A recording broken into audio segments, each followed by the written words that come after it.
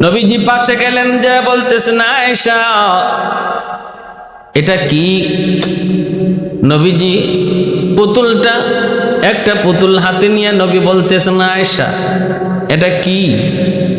ছোট্ট বালিকা আয়েশা বলতেছেন নবী গো এটা আমার ঘোড়া।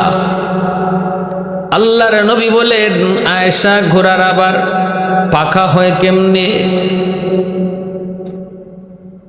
ছোট্ট বালিকা আয়েশা জবাব দেয় নবী গো আপনি কি জানেন না পয়গম্বর সুলাইমান আলাইহিস সালামের ঘোড়ার পাখা ছিল। আল্লাহর নবী তখন এমন ভাবে নবী মুচকি হাসলেন, নবীজির দাঁত মুবারক বের হয়ে গেল।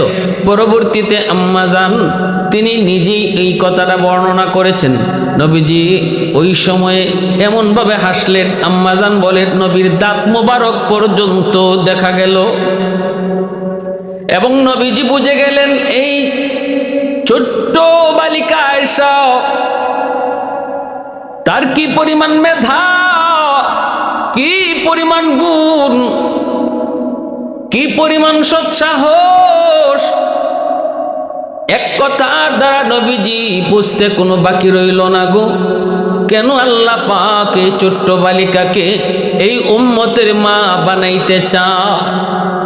মেধা, প্রখরতা, বুদ্ধিমত্তা আল্লাহ নবীর কাছে স্পষ্ট হয়ে উঠল। আল্লাহর নবী রহমতের নবী এদিন দেখলেন নবীজি চলে আসলেন। আল্লাহর নবী এবার ভাবতেছেন কেমন করে তিনি বিয়ের প্রস্তাব দিবেন, কার মাধ্যমে দিবেন। নবীজির মাথায় আসলো, আল্লাহ নবীর মাথায় আসলো আম্মা জান খাদিজাতুল কুবরা রাদিয়াল্লাহু তাআলা আনহার একজন বান্ধবীর নাম হলো খাওলা। হযরত খাওলা রাদিয়াল্লাহু তাআলা আনহা আম্মা জান খাদিজাতুল কুবরা রাদিয়াল্লাহু তাআলা আনহার বান্ধবী। আল্লাহ নবী খাওলাকে ডাকলেন, খাওলাকে ডেকে নবী স্বপ্নের কথা সব শোনাইলেন আর বললেন খাওলা আমি কেমন করে নিজে বিয়ের প্রস্তাব দিব, আর এটা কেমনে কি হবে। আয়েশা তো এখনো বিয়ের কিছুই বুঝে না, অথচ আমার আল্লাহ পাকের মানসা, আল্লাহ পাকের ইচ্ছা আয়েশার জন্য যেন আমি বিয়ের প্রস্তাব দেই। জিব্রাইল আমাকে পরপর 3 দিন রুমালের মধ্যে আয়েশার ছবি দেখাইছেন, ও খাওলা তুমি আমার পক্ষ থেকে আবু বকরের স্ত্রী আয়েশার মা উম্মে রুমানের কাছে যায় বিয়ের প্রস্তাবটা তুমি পাঠাও। আবু বকরের কাছেও আমার পক্ষ থেকে বিয়ের প্রস্তাব পাঠাও। খাওলা তিনি গেলেন সিদ্দিক আকবর রাদিয়াল্লাহু তাআলা আনহুর বাড়িতে। যায় তিনি সিদ্দিক আকবরকে পেলেন না, কিন্তু ওনার বিবি সাহেবকে তিনি বাড়িতে পাইলেন। সালাম দিয়া বসলেন, কথা বললেন। এরপরে তিনি বলতেছেন ও উম্মে রুমান আমি একটা প্রস্তাব নিয়ে এসেছি। কিসের প্রস্তাব? কই বিয়ের প্রস্তাব। কার জন্য? তো কই তোমার ছোট্ট মেয়ে আয়েশার জন্য। উম্মে রুমান কয় খাওলা কার পক্ষ থেকে বিয়ের প্রস্তাব গো? তখনই তিনি বলেন আল্লাহর নবী, দয়ার নবী, দু জাহানের বাদশাহ রাহমাতুল লিল আলামিনের পক্ষ থেকে। তবে শুনো শুনো উম্মে রুমান, এই সিদ্ধান্তটা কিন্তু জমিনে নয়, আয়েশার সাথে নবীর বিয়ের সিদ্ধান্তটা হয়েছে আসমানে। একদিন নয়, পরপর 3 দিন আল্লাহ জিব্রাইলকে পাঠায়া আয়েশার ছবি রুমালের মাধ্যমে নবীরে দেখাইছে। এটা আল্লাহর সিদ্ধান্ত। এবার তুমি বলো। বলা মাত্রই উম্মে রুমান তিনি সিজদায় পড়ে আল্লাহর শুকরিয়া আদায় করেন, এ তো আমার জন্য খুশনসিব, আমার জন্য খুশনসিব।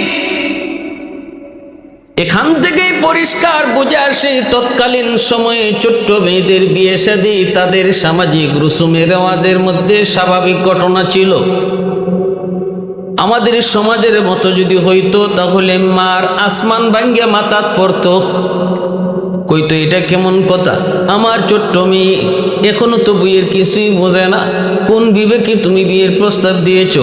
কিন্তু না না, ওই সময়টাতে ছোট্ট মেয়েদের বিবাহ শাদী তাদের সমাজে প্রচলন ছিল, যার কারণে তিনি অবাক হন নাই, বরং শুকরিয়া আদায় করে আল্লাহর কুদরতি কদমে সেজদায় পড়লেন। শুধু তাই নয় গো, আমার নবী রহমতের নবী আম্মা জান আয়েশা সিদ্দিকা রাদিয়াল্লাহু তাআলা আনহার বয়স যখন 9 বছর তখন বিয়ে করলেন। আবু জাহেল নবীকে কত অপবাদ দেয়, নবীর বিরুদ্ধে কিভাবে লাগলো, মুনাফিকের দল নবীর বিরুদ্ধে কত চেষ্টা করলো, নবীর চরিত্রে কলঙ্ক দেওয়ার জন্য, আল্লাহর নবীকে মানুষের কাছে হেয় করার জন্য, ছোট করার জন্য, আল্লাহর নবীর বিরুদ্ধে কত কথাই না ওরা বলেছে, কিন্তু কোনো কিতাবে এমন কোনো কথা পাওয়া যায় না আবু জাহেল মক্কার কাফির বেদিন বেঈমানরা নবী কম বয়সে বিয়ে করেছেন আম্মা জান আয়েশাকে, এই নিয়ে তারা কোনো কটাক্ষ করেছে, মন্দ বলেছে, নবীর সমালোচনা করেছে, এমন কোনো একটা নজির কোথাও খুঁজে পাওয়া যায় না। ভালো করে বুঝবেন যে মানুষগুলো আমার নবীকে একদম মাটিতে দাবায় দেওয়ার জন্য জানে প্রাণে চেষ্টা করেছে। যদি এই রসুলের আম্মাজানকে কম বয়সে বিয়ে করাটা তাদের সমাজে এটা দূষণীয় হতো, তাহলে সবার আগে তারা আল্লাহর নবীর বিরুদ্ধে এই কথাটাই সমাজে অপপ্রচার চালাইতো যে মুহাম্মদ দেখছো কেমন, ছোট্ট বালিকা আয়েশা পুতুল খেলা খেলে তারে বিয়ে করে ফেলছে।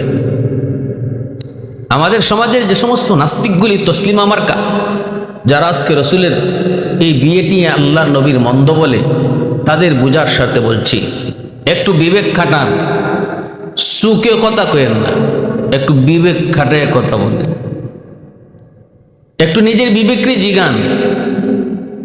মুনাফিক সর্দার আব্দুল্লাহ বিন উবাই সে কি নবীজির এই বিষয়টা ছেড়ে দিত যদি তাদের কাছে এটা দূষণীয় হইতো? কই, তারা তো এই কথা বলছে মোহাম্মদ আমাদের বাপদাদার ধর্ম মানে না, মোহাম্মদ বাপ বেটা ঝগড়া লাগায়, মোহাম্মদ ভাইয়ে ভাইয়ে ঝগড়া লাগায়, মোহাম্মদের কাছে কেউ যেও না, মোহাম্মদ এই ভালো না, মোহাম্মদ জাদুকর, মোহাম্মদ কবি, কত কথাই না বলছে।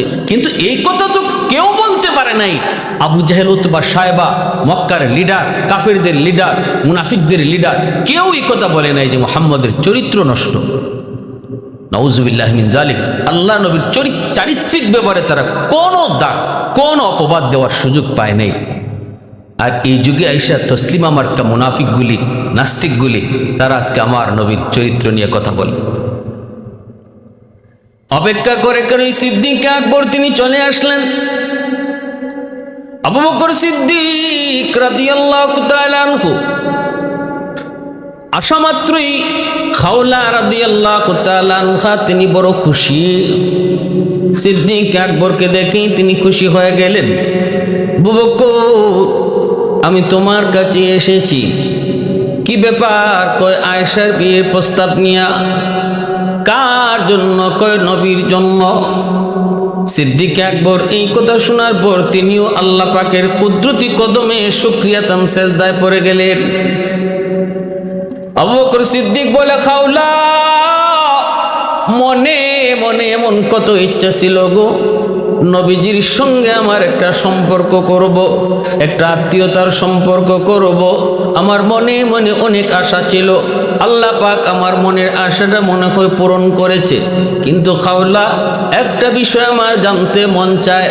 নবী তো আমাকে ভাই ডাকেন, আল্লাহর নবী তো আমার সম্পর্কে ভাই, অতএব আয়েশা তো নবীজির বাতিজি। এই বিষয়টা কিভাবে কেমনে কি হবে? চাচা বাতিজির মধ্যে বিয়ে হয় কি হয় না, এই বিষয়টা আমার ক্লিয়ার নয়। খাওলা নবীর কাছে জানতে চাইলেন। আল্লাহর নবী বলেন, খাওলা যায় বলো, আয়েশা আমার আপন বাতিজি নয়, আপন রক্তের ভাতিজি। চাচার সাথে বিয়ে বন্ধনে হারাম, কিন্তু আপন ছাড়া যদি হয় তাহলে এখানে বিবাহ হয়। এজন্য ভালো করে বুঝবেন শরীয়তের মাসালা। আমরা সামাজিকভাবে চাচাতো সম্পর্কের যেই হবে তার সাথেই পর্দা করা ফরজ। আমার শাস্তলি চাচা, আমার চাস্তলি মামা, চাচা তো দাদা, চাচা তো নানা, এগুলা শরীয়তে এলাও না, নট এলাও। এগুলো এলাও না। একমাত্র আপন ভাই ছাড়া কোনো চাচাতো ভাই, মামাতো ভাই, খালাতো ভাই কেউ এলাও না। সবার সাথে বিবাহ বন্ধনে আবদ্ধ হওয়া হালাল, অতএব তার সাথে পর্দা করাও ফরজ। আল্লাহর নবী পরিষ্কার জানাই দিয়েছেন, আবু বকর আমার আপন ভাই না। আপন ভাই যদি হইতো তাহলে আয়েশা হতো আমার আপন ভাতিজি। যেহেতু আপন ভাই না, অতএব তার সাথে বিবাহ হালাল, বিবাহ বৈধ, বিবাহ জায়েজ। খাওলা রাদিয়াল্লাহু তাআলা আনহা এই কথাটা যখন আবু বকর সিদ্দিক রাদিয়াল্লাহু তাআলা আনহুকে জানালেন, উম্মে রোমানকে জানালেন, দুজন তারা শুকরিয়াতান আল্লাহর দরবারে সিজদায় পড়লেন, আবারও শুকরিয়াতান নামাজ পড়লেন।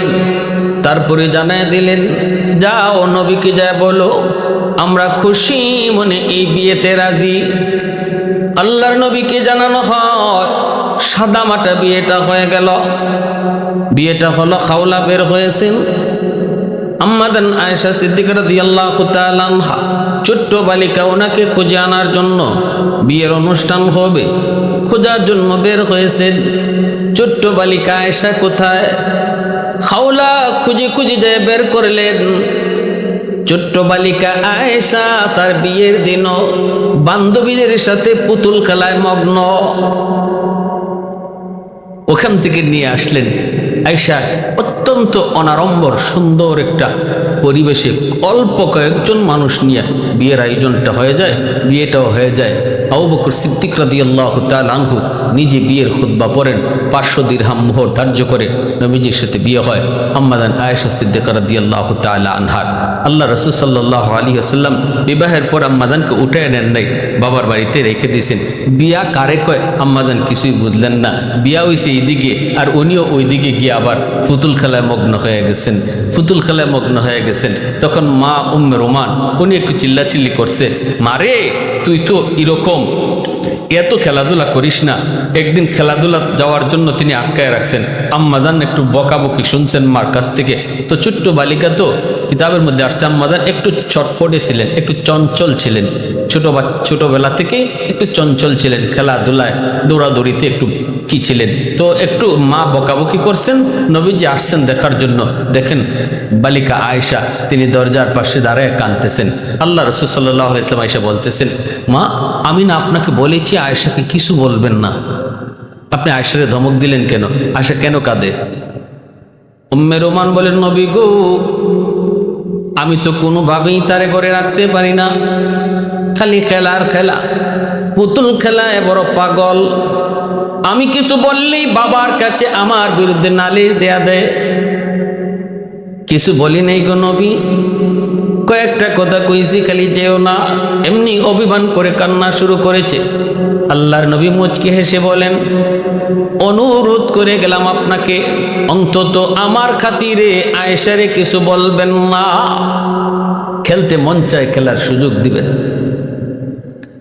এভাবেই আল্লাহ রাসূল সাল্লাল্লাহু আলাইহি ওয়াসাল্লাম একসময় হিজরতের আদেশ পেয়ে গেলেন। রাসূল করিম সাল্লাল্লাহু আলাইহি ওয়াসাল্লাম মক্কা থেকে মদিনায় হিজরত করবেন। আবু বকর সিদ্দিক রাদিয়াল্লাহু তাআলা আনহুকে নিয়ে আল্লাহর রাসূল প্রস্তুত হলেন। রাসূল রেডি হয়ে গেলেন, গারে সুরে অবস্থান করলেন 3 দিন 3 রাত। আল্লাহ রাসূল সেখান থেকে মদিনায় রওনা দিলেন। নবীজি মদিনায় চলে আসছেন। আল্লাহ নবী মদিনায় আসার পর আবু বকর সিদ্দিক রাদিয়াল্লাহু তাআলা আনহু সহ তার পরিবার সবাইকে আবার মদিনায় নিয়ে আসছেন। হযরত জিবরিল আমিন আল্লাহর নবীর কাছে মদিনায় এসে হাজির হয়ে বলেন, নবী গো আপনি আপনার বিবি আয়েশাকে গড়ে তুলেন। আল্লাহর নবী তিনিও মনে মনে ভাবতেছেন আম্মাজানকে ঘরে উঠাইবেন, নিজের ঘরে তুলবেন। আবু বকর সিদ্দিক রাদিয়াল্লাহু তাআলা আনহুর সাথে পরামর্শ করেন। সিদ্দিক বলেন, নবী গো আমিও তো চাই আয়েশা আপনার ঘরে যাক। নবী বলেন, সিদ্দিক আমি তো চাই কিন্তু আমি মোহর দিমু কেমন করে গো? 500 দিরহাম মোহর দিমু কোত্থেকে?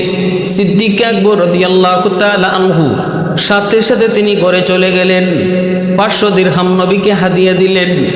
আল্লাহর নবী এই হাদিয়াটাই আম্মাজানের মোহর হিসাবে আবার দিয়ে দিলেন।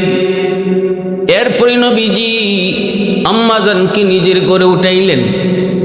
এবার আম্মাজানের পক্ষ থেকে অনেকগুলি রওয়ায়াত বর্ণিত হয়েছে, অনেকগুলি বর্ণনা নবীজির সাথে তার ঘর সংসার কেমন ছিল, মহব্বত কেমন ছিল। তিনি বলেন, ছোট্ট একটি ঘর, মাথার উপরে খেজুর পাতার ছাউনি, এই ছাউনির উপরে যেন বৃষ্টির পানি ভিতরে না পড়তে পারে ছোট্ট একটা কাপড় চাদর সেই ছাউনির উপরে দেওয়া হয়েছিল। এই ছোট্ট ঘর, কুড়ে ঘর, মাটির ঘর, এই মাটির ঘরটাতে ছিল না কিছুই, কিন্তু ঘর ভরা একটা জিনিস ছিল গো, সেই জিনিসটার নাম হলো ভালোবাসা। আমি আল্লাহর নবীর কাছ থেকে বুক ভরা ভালোবাসা পেয়েছি।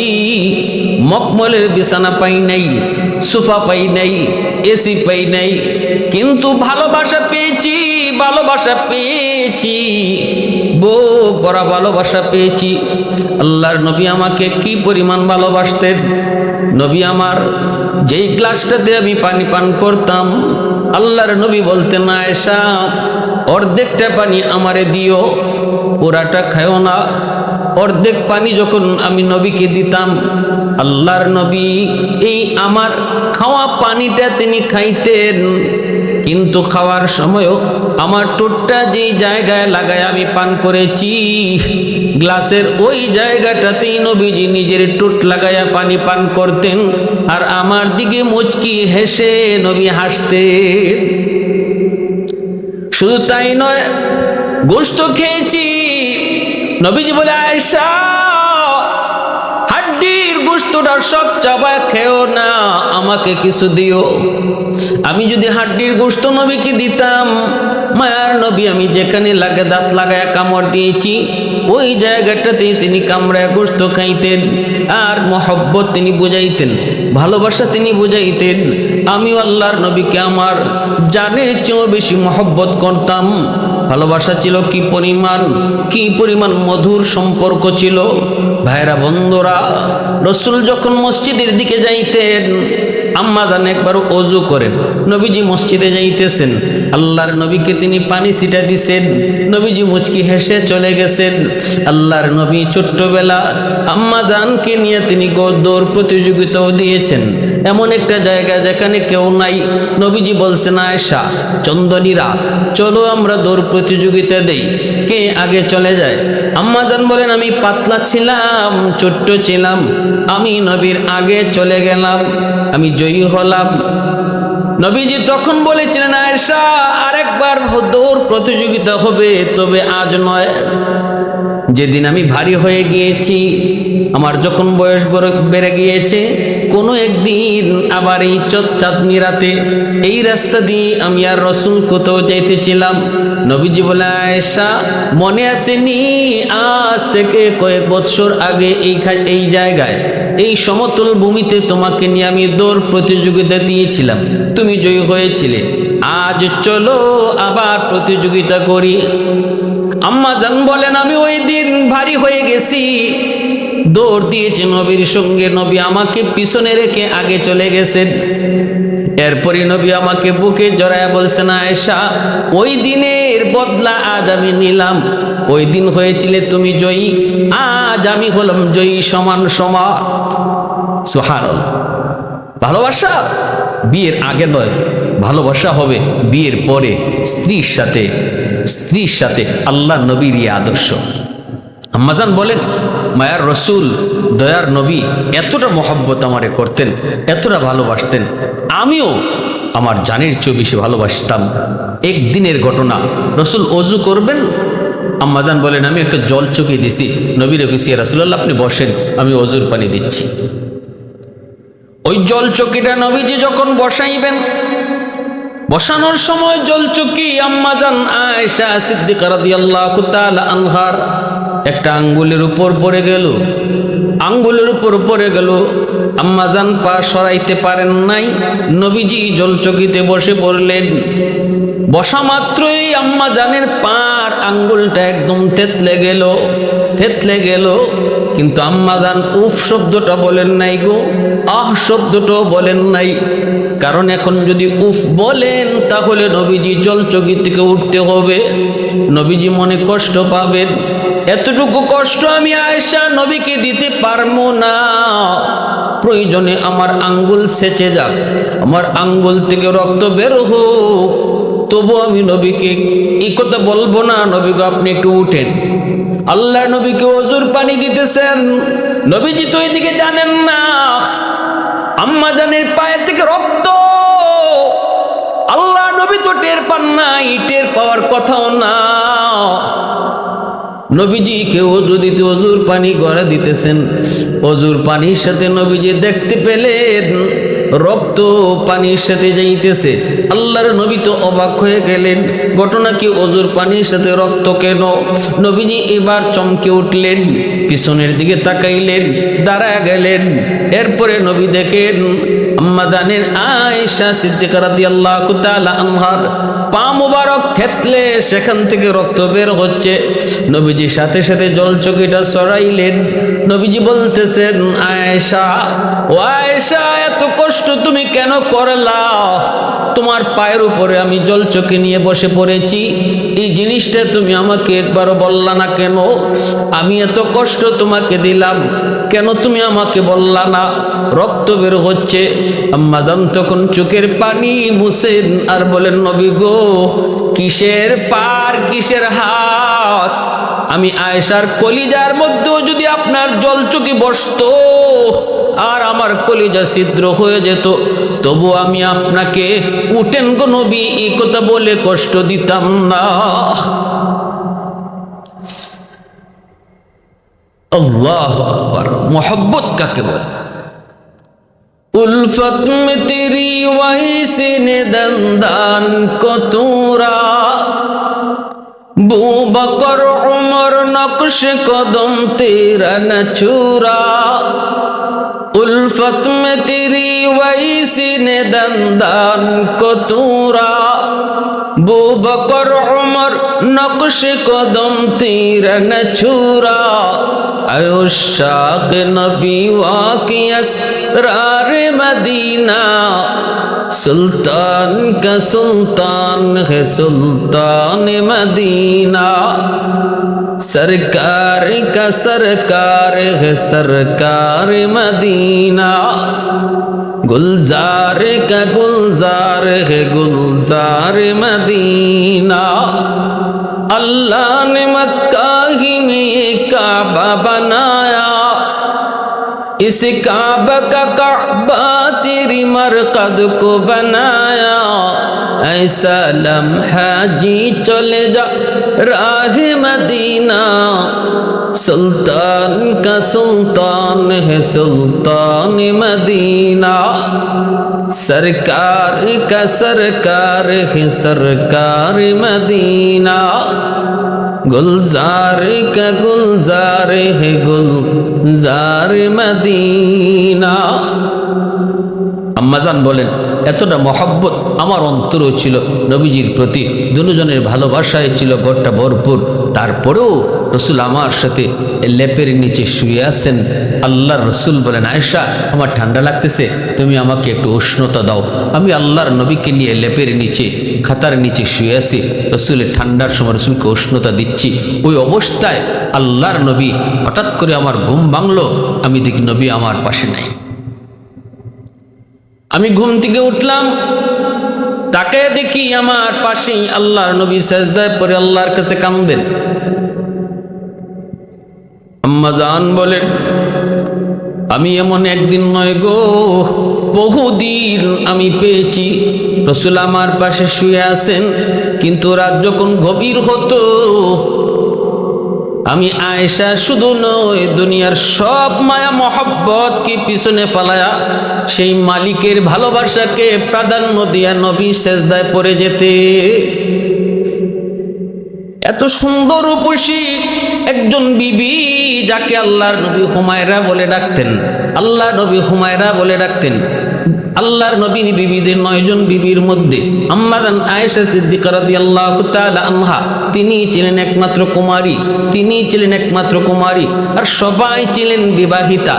এমন একজন কুমারী সুন্দরী বিবির পাশেও নবী শুইছেন, তারপরেও এমন একদিন দুই দিন নয়, আম্মাজান বলেন প্রায় দিন নবীজি আমার পাশ থেকে উঠে যেতেন মহব্বত, এক অদৃশ্য ভালোবাসার টানে। কি সে অদৃশ্য ভালোবাসা, যে ভালোবাসার সামনে আমি আয়েশার ভালোবাসা কিছুই নয় গো।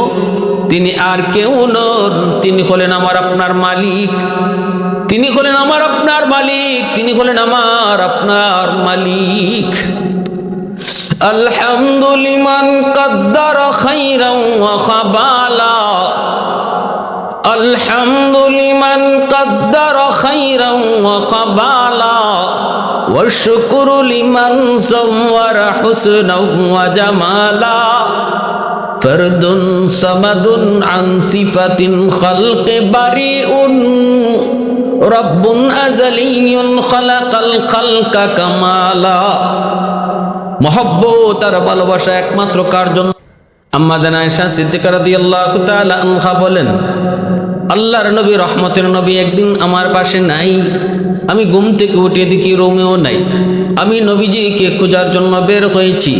আমি মনে মনে ভাবতেছিলাম নবী অন্য কারো বিবির ঘরে চলে গেছেন, কিন্তু না, খুঁজে খুঁজে আমি যে দেখলাম মদিনার পাশেই কবর জান্নাতুল বাকি, সেখানে নবীজি যায় কবরস্থানে যায় কামতেছেন। আল্লাহর নবীর পিছনে দাঁড়ায় এই দৃশ্যটা দেখে আমি চুপি চুপি আবার চলে এসেছি। মনের ভিতরে আমার সন্দেহ ছিল নবীজি মনে হয় অন্য কোনো বিবির ঘরে চলে গেছেন।